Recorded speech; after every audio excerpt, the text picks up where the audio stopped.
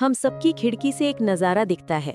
कुछ लोगों के लिए ये असीम क्षितिज है, जॉन के लिए ये एक दीवार थी, एक कठोर धूल भरी सीमा, जिसकी सीमा पर वो विश्वास करता था कि वो कितनी दूर तक जा सकता है। उसे चढ़ाई से डर नहीं था, उसे हमेशा के लिए जमीन से बंधे रहने का डर था। फिर उसे वो मिल गया, असंभव ऊंचाइयों से मिला एक उपहार, चील का पंख। ये हल्कापन था, असीम।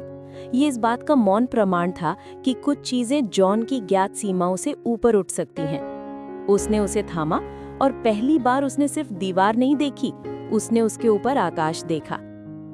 उसे समझ नहीं आ रहा था कि आकाश के एक टुकड़े का क्या करे, सिवाय इसके कि उसे अपने पास थामे रखे और उसे असंभव से बड़े सपने देखना सिखाए।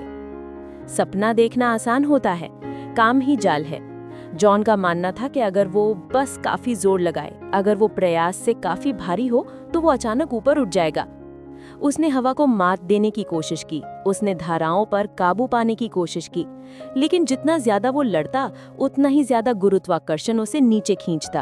असफलता दुश्मन नहीं थी, निराशा थी।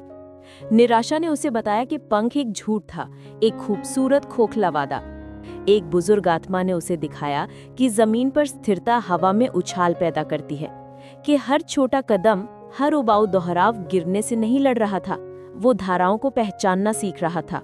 वो ऊपर की ओर आने वाली हवा का अंदाजा लगाना सीख रहा था। पंख खुद नहीं उड़ता जॉन, आकाश उसे ढोता है, लेकिन पंख को ढोए जाने के लिए तैयार रहना चाहिए।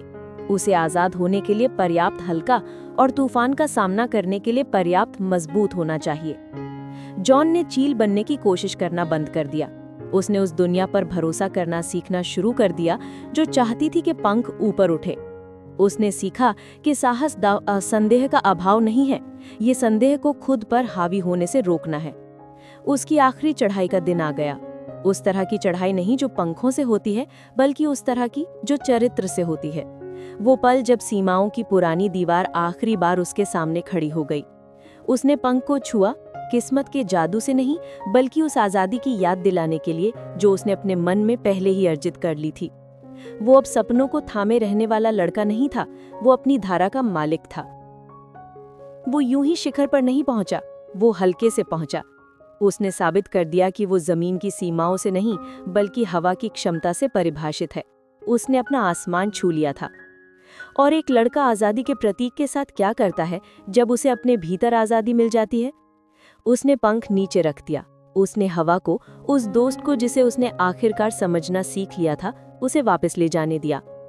आसमान को छूने वाला पंख कभी सिर्फ पंख नहीं था, वो एक आईना था जो एक छोटे लड़के को दिखाता था कि वो क्या करने में सक्षम है।